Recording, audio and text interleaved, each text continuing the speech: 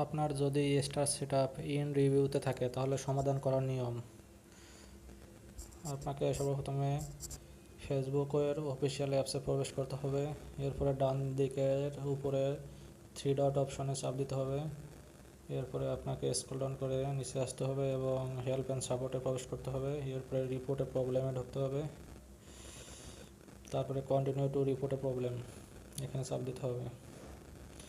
কিছু সময় অপেক্ষা করতে হবে।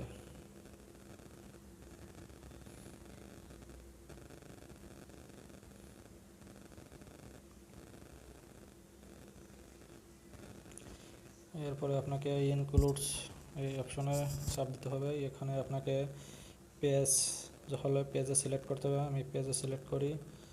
এবার ড্যাশবোর্ডে আপনাকে একটা আবেদন লিখতে হবে। আমি আগে থেকে লিখে রাখছি, এখানে পেস্ট করে দিচ্ছি।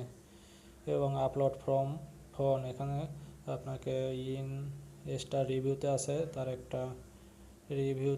একটা স্ক্রিনশট আমি অ্যাড করে দেবো। এরপরে সেন্ড রিপোর্ট এই অপশনে চাপ দিলে আপনাকে 24 থেকে 48 ঘন্টার মধ্যে ফেসবুক জানিয়ে দেবে এবং এটা সমাধান করে দেবে।